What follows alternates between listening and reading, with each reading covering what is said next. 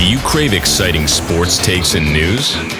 Fed up with the same old boring voices you hear on the radio? If you answered yes to any of these questions, you just might be a TBloomaholic. Lucky for you, it's time for another episode of the TBloom Talk Show, the #1 sports podcast in the world. Settle in, my TBloomanites, because another episode starts right now. Live from TBloom headquarters, here's your host, TBloom. Zach, you too. All right, we going? Nation!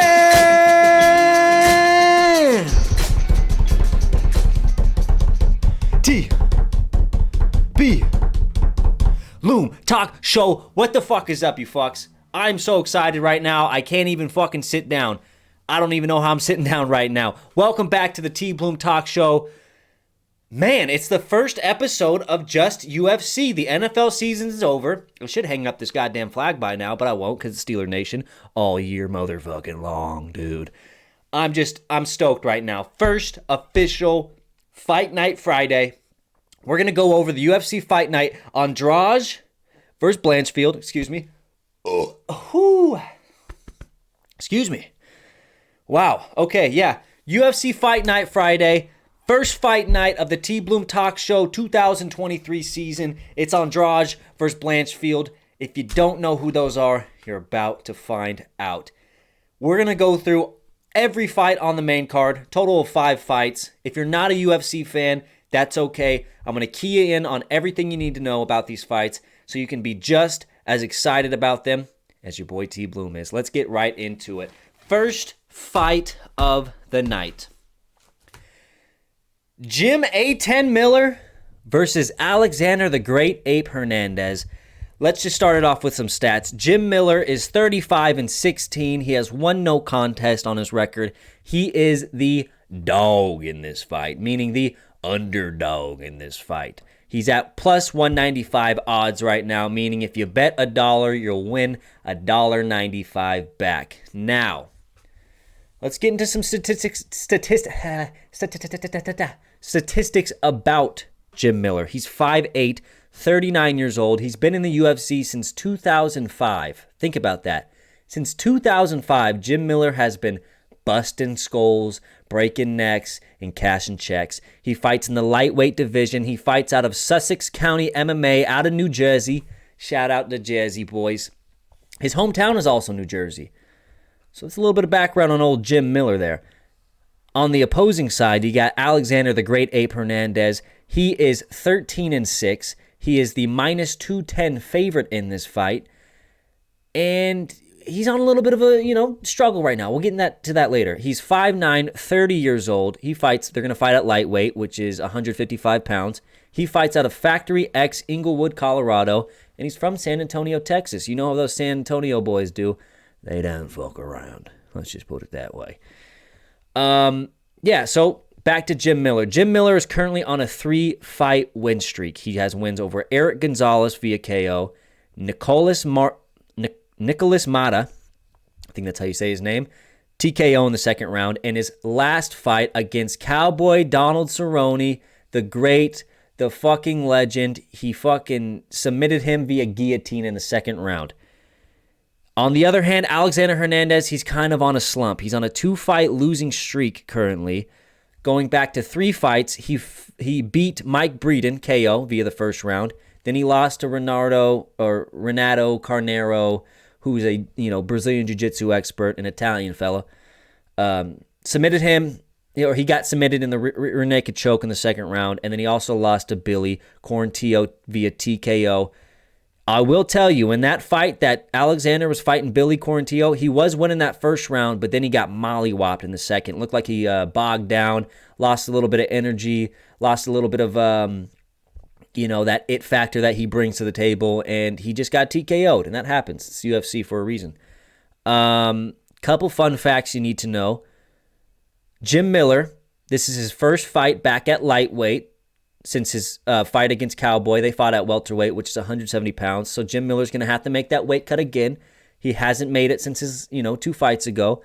Maybe could take into some account via, maybe take a little bit out of his juice box, if you know what I mean, in terms of his energy and how tired he gets, his stamina. Now, if you think about that, Alexander, on the other hand, is coming back up to lightweight after a featherweight loss against Billy Quarantillo. So one guy's moving down to lightweight, another guy's moving from featherweight to lightweight. Could be a factor. I don't know. I just thought that was kind of interesting. I thought I might share that with you guys.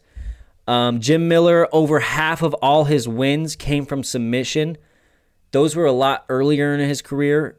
Recently, his last 3 fights, they've been kind of sort of brawls, throwing punches and bunches. He takes a couple shots, but he can take a shot, but he delivers just as many shots as he takes. On the other hand, you got Alexander Hernandez, who's only lost once via submission, which was his 2 fights ago against Renato, that Brazilian Jiu-Jitsu expert. So I don't think this fight's going to be decided via submission, is what I'm saying. Even though Jim Miller's got a lot of wins via submission, like I said, he's been throwing punches and bunches his last couple fights. And not to mention Alexander Hernandez just does not get tapped out. What other stuff should we talk about? Oh, yeah. Jim Miller only has 2 losses via KO and TKO. He's only got knocked out twice. So, and when you fight over 50 fights, that's pretty remarkable. So shout out to Jim Miller. I know I should get a tissue by now. It's the TBloom Talk Show. I do what the fuck I want. By the way, have you guys noticed the background? Have you guys noticed the office change? TBloom headquarters officially moved. I don't know if I ever told you guys that. Back to Tacoma, Washington. In Tacoma, in the motherland of TBloom. So very excited about that. And yes, by the way, that thing right there, that is a Keurig. We're fucking moving up in the world. TBloom corporate offices. We finally got a Keurig. Finally making it a real office, so to speak. Let's get back to it, though. So Jim Miller hasn't won by decision since 2017. That's 5 years ago. His last 6 fights that went the distance and went to the judges, he's lost. So what does that tell me? Well, it tells me shit. If this goes the distance, odds are Jim Miller ain't winning. Just the facts. What else do you need to know? Alexander Hernandez, he is only three out of his 10 fights in the UFC have went to the distance. Something to tell you there. I'm pretty much laying out the formula. This shit ain't going the distance, man. This shit is going to be done by the second round, I believe. I'm not going to tell you who's going to win just yet because I got one more thing to tell you. But this shit will not go the distance. Bet that shit in Vegas, wherever the fuck you're at. Go to FanDuel. Go to fucking BetMGM. I don't know what you do your bets on. This will not go the distance. I'm going to let you know that right now. Last fact of this match, Alexander Hernandez has a KO win over Beneil Dariush. If you know anything about MMA or the UFC, you know Beneil Dariush is a beast. He's on a current fucking fat win streak. He is pretty much, I think, one fight away from getting a title opportunity at that lightweight division. And Alexander Hernandez knocked him out. So, pretty impressive stuff there. Here, let's get to the prediction. I'm going to say, even though Jim Miller's on a current 3-fight win streak and Alexander's on that 2-fight losing streak, I'm going to go Alexander Hernandez, guys, and I'm going to take it via KO in the second round. Let me write that down to make sure. I always make predictions, and I never write them down. So, like, during the week, this is typically for the NFL, but I never remember who I fucking picked and how I picked it. So I'm going to start writing them down, and I'm going to start tallying how correct I was. And each fight night, let's do this. I'm going to start every Fight Night Friday podcast, which will be every Friday from here on until the NFL season. I will open it up with my record of who I picked to win. Yeah, we'll do that. We'll do it. Who I picked to win, like my record on wins and losses, and then I'll do a record on. I'll do my record on how I picked it to win. So, like, if for instance, I picked Alexander Hernandez to TKO Jim Miller in the second round. So, if he doesn't TKO him in the second round, that'll count as a loss. We'll do that. I like that. I really do. Alexander Hernandez wins via TKO second round. You could take that to the bank. And by the way, I will be putting money on that fight. I will be going up to the casino because I live in Washington, man. We don't got that fucking, click of a button type shit where you can just make bets and stuff like that. We don't have that here. And honestly, probably for good reason. Uh-oh. Hold on. Jason C's coming on. We're going to get a live prediction from my friend Jason C, a.k.a. JC. Uh-oh. Oh, is he not going to answer? What a bum.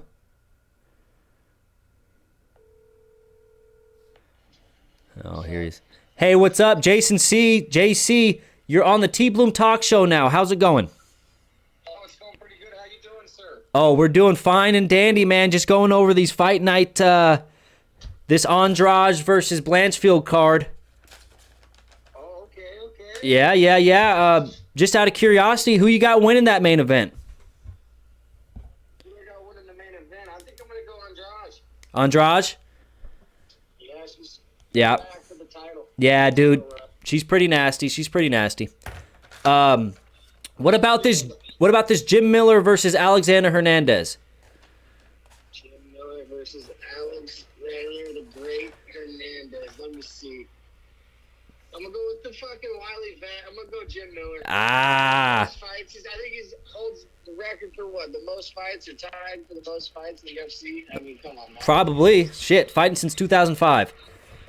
He has like 37 fights and 38 fights in the UFC. Yeah. This guy is a monster. You know what's crazy? He's only been KO'd or TKO'd twice. Really? Yeah, and he has over 50 fights. Shows why he's still around. Yeah, absolutely. What you got going on? You just doing the talk show today? You got Chase on there or what? Nah, Chase won't be on today. But he's actually got a little bit of a. I can't keep that on the talk show. I'll give you my vote live on the talk show if you want for the. Yeah, do it live now. This is everybody. This is for that 6 chances of greatness vote. Christian Broussard is 1 vote away from winning it. JC, who you going with? Christian Broussard's 1 vote away from. Oh, let me. I should have never said that. Fuck, I should have never said that. Who are you gonna go for? Be honest. To be honest. Yeah. I think I'm going with Child. Child. Oh, live on the TBloom Talk Show. JC goes with Justin Child. Justin Child is now at 8 votes. It's the first one to 15. For me, there is the defense. The defense over the Jets. Okay. I mean, team for team, they're pretty solid. I mean, Damian Pierce, he's a little young, but you see what he can do this year. He's a beast. Oh, yeah. Cortland Sutton, Mark Andrews, and A-Rod. I mean, that's a solid team. As solid as he gets. Oh, yeah. I agree. Damian Pierce is slept on. Your team was up there. I thought about taking yours. The only reason I didn't take your team, honestly, your team was right there. Shit, the only reason I didn't take it is because I think I'm no hate on Pat because I'm a Steelers fan, but Mark Andrews has been around longer than Pat Freiermuth. He's done more. Mm-hmm. And the Niners' defense is a little bit more better than Broncos. Yeah. Honestly, it was between you and Child that I was going to pick. I wasn't even going to pick this up. Oh, interesting. Nice. That's what I like. I don't want it to be a runaway. Oh, yeah. Well, I'll let you get back to your show, man. Go ahead and give me a call when you're done doing your thing. All right, I will. Thank you again, JC. Guys, you'll be seeing a lot more of JC later once we get the fight night. Thanks for having me, guys. We'll have our fight night soon. If I was a little more caught up on this one, I'd say I'd give you a couple more picks. But to be honest, I don't even know anybody who's fighting besides those two that we talked about because I haven't looked at it enough. I've been busy. Hey, that's fine, my man. I'll let you go though. All right, stay up, brother. All right then, peace. Wow. How about that? Special guest appearance from JC. Now, if any of you guys are true TBloom Talk Show aholics and true TBloomanites, you would have heard JC on very many podcasts, way back in the day, back before you could see my face and I could see yours. So, yeah, it's good to have him on. I really want to get to a point where I can have him on every single fight night, Friday. And that way I can have, you're not just sitting here talking to me the whole time, right? We'll have some versatility, some differing opinions, some, extra stuff in the mix besides, TBloom yapping at you the whole time. So that's really cool, really exciting stuff. JC, thank you for coming on the show. If you're listening, I appreciate you. But yeah, he differed with my opinion. He went with Jim Miller. I can't say this enough. Jim Miller he has every chance to win as Alexander Hernandez. But if I have to pick someone, I have to go with Alexander Hernandez. Because I just don't know if Jim Miller can do it, man. And it's not to say Alexander Hernandez isn't good, because I think he's good enough to beat Jim Miller, and I think he has all the tools to beat Jim Miller. But yeah, it's going to be a good fight, man. This is a really good fight night. I mean, I'm just saying, it's a good fight night. But I'm going to go with Alexander Hernandez via TKO, second round. Book it. Next fight, we got William the Nightmare Knight versus Marcin Pracino. I definitely said the last name super wrong. Anyway, here's the tale of the tape. William Knight is 5'10", 34 years old. They're going to be fighting at the light heavyweight, which is 205 pounds. He fights out of Thornton Martial Arts. His hometown is Hartford, Connecticut. On the other hand, you got Marcin Pracino, 6'3". So he's got about 4 inches 6 inches or 5 inches on William Knight. He's 34 years old as well. He fights out of Tats Jun Dojo in the Netherlands. Definitely said that wrong. But he's from Warsaw, Poland. So if you think of the names, Hartford, Connecticut, Warsaw, Poland, which is more intimidating? Definitely Warsaw, Poland. So Marcin's got the advantage in that. Here's their last 3 fights. William Knight is on a 2-fight losing streak. His last fight was... Here's the thing about William Knight. His last fight was at heavyweight, and he lost. So this guy has a tough time making a light heavyweight... the light heavyweight weight at 205. He has missed weight a couple times. Doesn't really manage his weight well. But this is a big guy. He is, for 5'10", this guy's stacked. But he just does not have the size to be able to fight at heavyweight at a competitive, competitively. He just doesn't have the frame to do it. So he has to make light heavyweight in order for him to be successful. Yeah. And on the other hand, Marcin Pracino, he's a true light heavyweight. Even though he's 6'3", he's got a little bit of a smaller body. This guy's stacked, though. He's yoked. You're going to look at him like, damn, this guy's definitely on steroids. And he might be. But, I mean, he might. I don't know. I've heard a lot of rumors that everyone's on steroids. I heard that from Nate Diaz years ago. So, the guy's stacked. He's a brute. But the thing is, he's 2-4 in the UFC, Marcin is. William Knight is 3-3 in the UFC. So one guy's looking to try and work it back to 500. The other guy's trying to get a winning record. What else can I say? Here's the thing. Here's something that's kind of interesting. Marcin Pracino has a loss to Sam Alvey, Smiling Sam Alvey. For those of you who don't know who that guy is, he literally has a nickname, Smiling Sam Alvey, because he can't stop smiling. Even when he's fighting, the guy's smiling. It's weird. He has a loss to Sam Alvey via KO. So that's what's a little suspect for me. But nonetheless, William Knight, 82% of his wins are via TKO/KO. 73% of Marcin's wins are by TKO or KO. What does that tell me, man? Someone's getting knocked the fuck out in this fight. I don't know who it's going to be. Actually, I do know who it's going to be. I haven't told you yet. You know what? I'm just going to tell you. Marcin Pracino is going to knock William Knight. Actually, no. Marcin Pracino will go the distance. That's how this is going to happen. Marcin Pracino, this fight is going to go the distance, and he will win via decision. Let me mark that down. Win via decision. We're going to go with Marcin Pracino. Like I said, the Poland. He's out of Warsaw, Poland. How can I say no to that guy? How am I going to say he's not going to win the fucking fight? Fucking next one. We're on to the next one. That is going to be a brawl, though. I'll tell you that right now. That is going to be... Yeah, it's going to be a brawl. It's definitely going to be a brawl. All right, next fight. Josh Parison versus Jamal Bogues. Now, here's something interesting about Josh. He is 2-2 at the Apex Arena, and he's never fought anywhere else.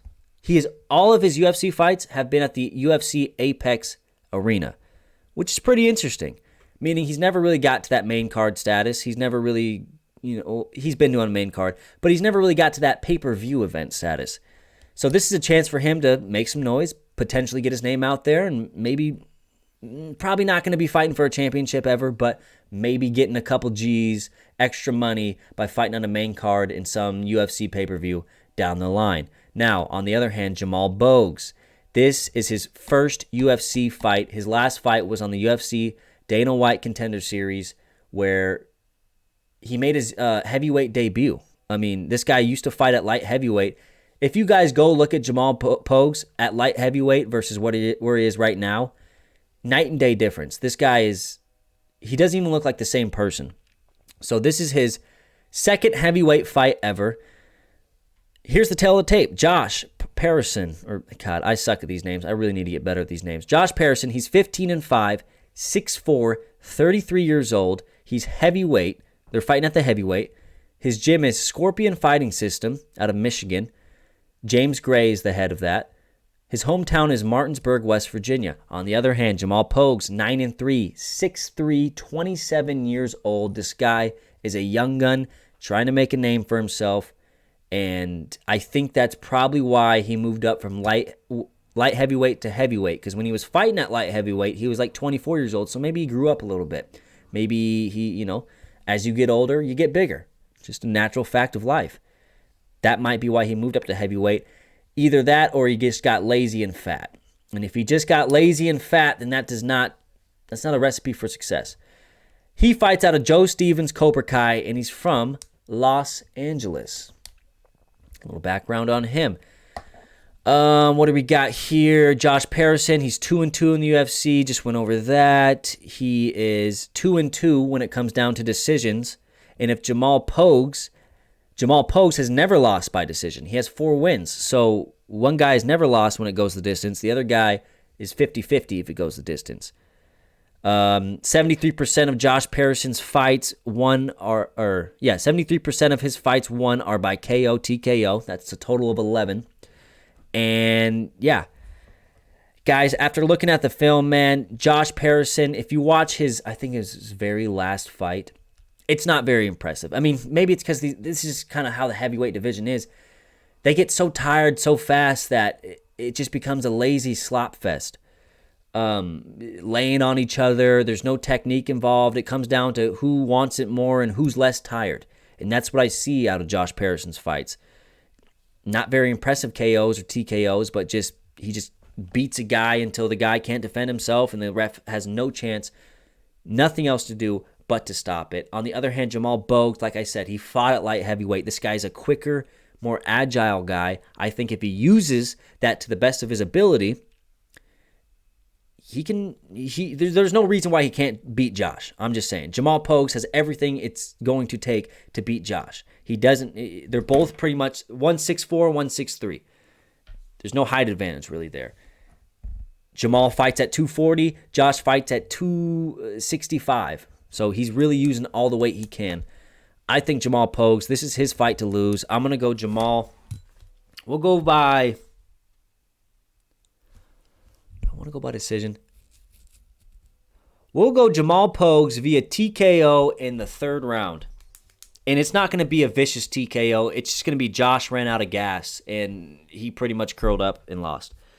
That's what I'm going to do. Jamal Pogues win via TKO round 3.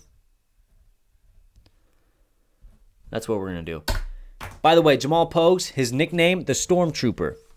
What's interesting about that is, if anybody knows anything about fucking Star Wars, you know that you need multiple Stormtroopers for them to be anything. Like, not one Stormtrooper is going to take down anybody. So that tells me that Jamal Pogues just thinks the name Stormtrooper, oh, that's a cool name. Or he really doesn't know anything about Star Wars. I don't know. It's a questionable decision for his nickname there. I don't know who came up with that, but they need to change it.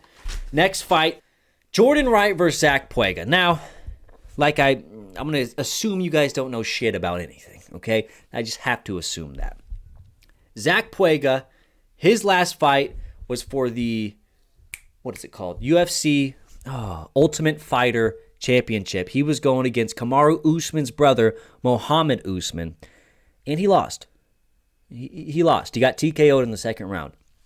But what does that tell me? This guy fought all the way through the UFC Ultimate Fighter, beat multiple guys in a environment that's not too, friendly. It's not very fun. Maybe for the first week it's fun, but multiple people will tell you it's any reality TV show is a shit show, right? It's fun for the first week, and then after that, it gets kind of old. So this guy's mentally tough, is what I'm getting at here. He's fighting at heavyweight too, and at the Ultimate Fighter contestant, he was fighting at heavyweight. This is a light heavyweight fight, and I believe he fought at heavyweight during the Ultimate Fighter just so he can get on the show, because the whole show was dedicated to heavyweight fighters. So he might have just moved up weight just to be able to get on the show, get the chance, get the opportunity, which is smart. He's now returning to his normal weight, light heavyweight, which is, back to his real self. Anyway, Zach Puega, he's 6-1. His one loss coming from what I just said, Kamaru Usman's brother, Mohammed. He's 6'2", 34 years old. So this guy isn't a young guy by any means. Excuse me. He's fighting out of Elevation Fight Team. Some other key names that fight out of Elevation: Corey Sandhagen, Neil Magny, Curtis Blades. So he's surrounded by good people in his gym, great fighters, so he's got all the knowledge at his advantage. Fights out of Colorado, Denver, Colorado. On the other hand, Jordan Wright, he's 12-4 with 1 no contest. He's a middleweight coming up to light heavyweight. So kind of like that first fight, we got one guy coming from heavyweight to light heavyweight, another guy coming from middleweight to light heavyweight. He is on a 3-fight losing streak. He's 6'2", 31 years old. He fights out of Dynamics MMA, and his hometown is Beverly Hills. His nickname, the Beverly Hills Ninja. I mean, I'm not from California. I don't know much about Beverly Hills. The only thing I know about is rich people live there. That's what I think of when I think of Beverly Hills. Maybe there's a poor side to it. Most cities do have a poor side. But all I know about Beverly Hills is that's where rich people go when they get famous. So I don't know what a Beverly Hills Ninja really means. Maybe I'm, out of whack with what goes on in Beverly Hills. But to me, that doesn't really mean much to be a Beverly Hills Ninja, because you're just dealing with a bunch of rich people. So I don't know. There's some questionable nicknames here. I mean, people got to get better at this. He's on a 3-fight losing streak. He's 2-4 in the UFC. If he loses this, man, it's going to be tough for him to stay in Dana White's good grace. I don't even know why he's going to be it's not even a co-main, but why is he the second to last fight of the night? I mean, maybe because Zach Puega's leading it. I don't know. But he's the underdog for sure. Plus 230 underdog, meaning if you bet $1, you'll win $2.30 back. Guys, I'm going to have to go Zach Puega, man. I mean, he just seems like more of the complete fighter. And I didn't watch any film on these guys because I don't want to watch Jordan Wright fight at middleweight and let that dictate how I think he's going to fight at light heavyweight. And same with Zach Puega. I don't want to watch his heavyweight fights and let that dictate how he's going to fight at light heavyweight. My reasoning behind this is Zach Puega has the power to be successful at heavyweight. That's why he's moved on through the Ultimate Fighter. So he's going to have power at light heavyweight. Jordan Wright's on a 3-fight losing streak at middleweight. Now he's going to come up to light heavyweight and think he's going to be successful. I'm not sure how that works. I don't think that's going to work out for Jordan Wright at all. I'm going to go with Zach Puega on this one. We're going to say KO in the third. Or we're going to say KO in the first round KO, Zach Puega. That's what we're going to go with. Zach Puega. Book it. Last and final fight of the night, the main event, Jessica Andrade versus Erin Blanchfield. I suck at these names. If anybody who knows anything about the UFC, Jessica Andrade, she's a beast. Her last loss was against Valentina Shevchenko for the championship. Valentina Shevchenko is arguably the greatest woman fighter to ever fight in the UFC. Arguably just the pound-for-pound greatest fighter to ever fight in the UFC. The only thing that's keeping her from that title is her 2 losses to arguably, again, the best fighter ever in the UFC, Amanda Nunes. So Jessica Andrade is a tank, man. Just, you watch her fight, you see what she looks like. She's stacked. Absolute stacked. 5'1", 31 years old. Fights at 125 pounds. She looks like she's at least 145 come fight night. She fights out of the Piranha Valley Tudo gym, which is in Brazil. Her hometown is Piranha, Brazil. So she stays local. On the other hand, you got Erin Blanchfield, who's 10-1, 5'3", 23 years old, the young gun. She fights out of the Renzo Gracie Jiu-Jitsu out of Las Vegas, USA, and she's from New York. What does that tell me? Well, she's got great ground game. Anybody who knows anything about jiu-jitsu, the Gracie name runs prevalent all around. Not only the Gracie name, but Renzo Gracie himself. She's a jiu-jitsu artist. She's going to take you down. She's going to control you, and she's going to beat you up from there or submit you. She's 4-0 in the UFC. Her last fight, she took out Meatball Molly McCann, put her in a crucifix, pounded on her until a Kimura opened up, and she took it. So she's on a 7-fight win streak. On the other hand, you got Jessica Andrade, who's on a 3-fight win streak. Now, here's what's interesting, because Jessica Andrade, she's 24-9, but her last 4 losses, Shevchenko, one of the greatest, Rose Namajunas, one of the greatest, Weili Zhang, one of the top UFC fighters for females in the UFC right now, and Joanna Jędrzejczyk, who's arguably the GOAT. So it's interesting. I mean, Jessica Andrade does not lose to bad people. She's losing to people who are absolute world-class athletes, world-class UFC fighters. And for that reason, and for she's fighting these people who are so good and all that experience, I'm going to go with Jessica Andrade, man. I have to. Erin Blanchfield, don't get me wrong, she's an absolute hell of a fighter. Hell of a fighter. She will have her time. I just don't think it's right now. She's too young. She hasn't had the experience in tough fights. I don't think she's going to be able to dominate Jessica Andrade on the ground. Andrade has she's a Brazilian Jiu-Jitsu artist herself. I don't think she's going to be able to do it this time. I'm going to go Jessica Andrade. I think it goes this is a five round fight. Give me Jessica Andrade via TKO in the 3rd round. No, we're going to take it the distance. This is going to go the distance. Not all of these are going to be KOs. We're going to go Jessica Andrade by unanimous decision. And guys, if you guys just watch one of Jessica Andrade's fights, she's a tank. She's just absolutely built. She's coming to her, when you're 23 years old, you're not fully developed into your body yet. And Erin Blanchfield isn't. And she isn't the most strong person at all, but she uses her length. And it's got to be Jessica. It's got to be Jessica. Is that a train? The fuck? Just one quick last stat of the day. Jessica Andrade, she has 9 wins via KO, 8 wins via submission, and 7 wins via decision, which means and tells me it doesn't matter how this fight's going to go. She's capable of winning it no matter where it goes. And that is going to end it for the first official TBloom Friday Fight Night podcast of the 2023 year. Thank you guys for tuning in. I appreciate you all. That's going to wrap it up. To everyone who listens, thank you. To everyone who doesn't listen, you need to tune in soon. Remember, tell a friend, to tell a friend, to tell their grandma, to tell their wife, and to tell their mother, to tell their son about the talk show. If you guys have any questions, you guys know where to reach me at TBloom Talk Show on Twitter, Instagram, and TikTok. Until next time, you guys, TBloom. Audi. Deuce.